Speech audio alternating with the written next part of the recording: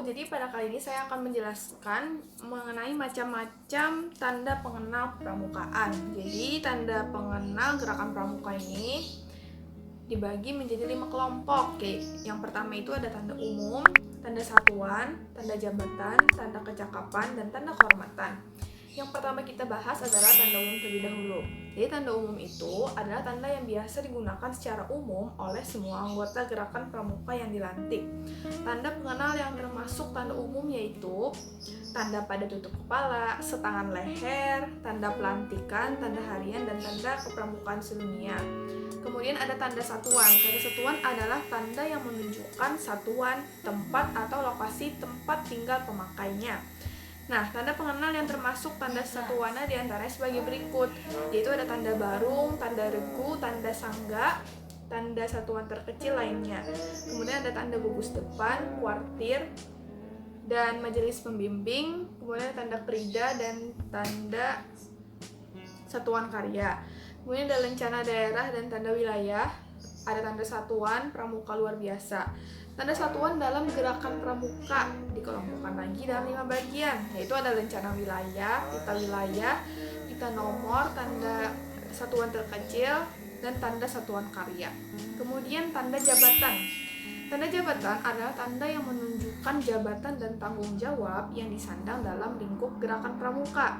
Tanda jabatan ditempatkan dalam satu kanan seragam pramuka putra dan di dada kiri di tempat yang sama pada baju seragam pramuka putri.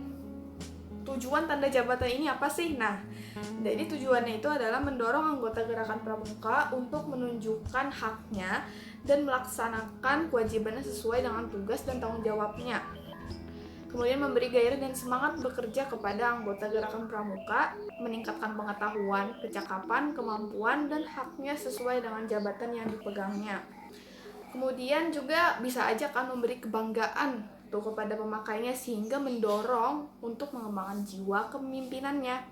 Kemudian juga ada tanda kecakapan. Tanda kecakapan adalah tanda yang menunjukkan kecakapan, keterampilan, ketangkasan, kemampuan, sikap dan usaha seorang pramuka dalam bidang tertentu sesuai dengan golongan usianya.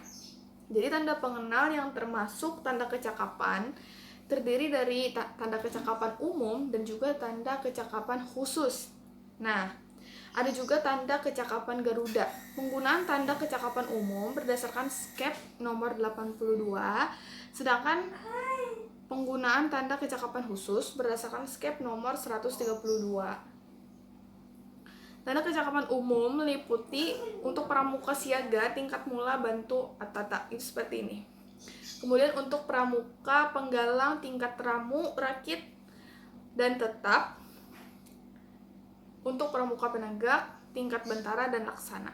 Kemudian ada untuk pramuka pandega atau tingkat pandega, untuk pembina pramuka atau tingkat mahir dasar dan lanjutan.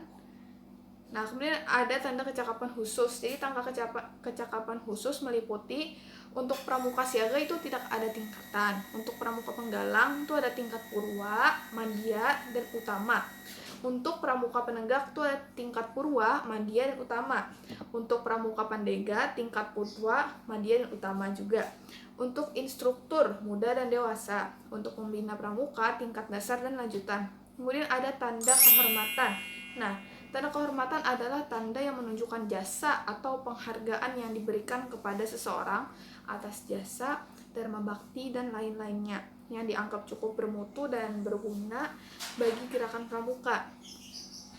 Gerakan pramukaan sedunia, masyarakat, bangsa, negara, dan umat lainnya.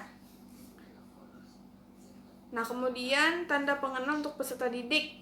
Nah, tanda penghargaan gerakan pramuka untuk peserta didik yaitu tanda penghargaan termasuk tanda ikut bakti gotong royong, tanda ikut serta kegiatan, dan lain-lainnya. Ada bintang tahunan, lencana wiratama, dan lencana teladan.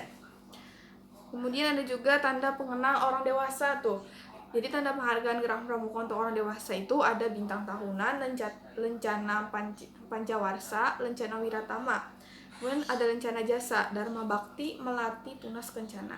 Tanda pengenal termasuk tanda jasa atau penghargaan dari badan di luar gerakan pramuka seperti dari organisasi kepramukaan maupun badan lainnya, baik itu dari dalam atau dari luar negeri, sepanjang hal-hal tersebut tidak bertentangan dengan anggaran dasar dan anggaran rumah tangga gerakan pramuka, serta peraturan perundang-undangan negara Republik Indonesia yang berlaku dan perundang-undangan pemerintah negara lain.